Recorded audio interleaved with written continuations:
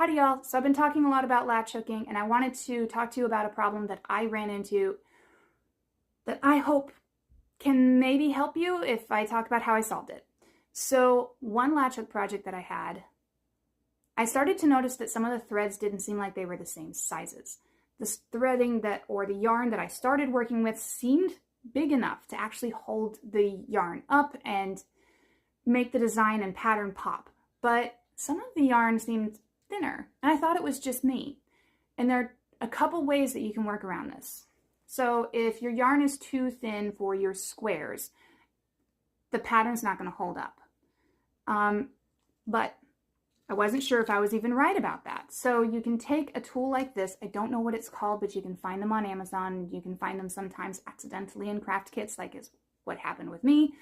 You'll look for it with slots and that have numbers on them that tell you the millimeters of thickness. And I noticed when I put the black one in, that's 2 millimeters.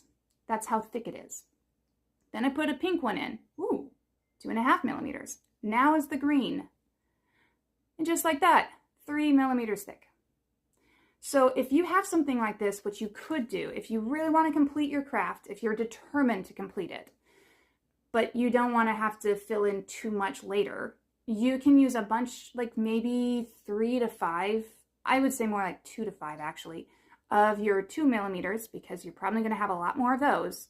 And for every 2 to 5 2 millimeter yarns, you're going to want to fill it in with a 3 or bigger millimeter next to it, so that the big one can hold up the little ones that are going to want to go limp eventually, so that you can actually build up a shag carpet look despite the fact that they didn't give you the best product. I hope this helps someone out there. I wish I could delve more into this, but I would run out of time on the short videos.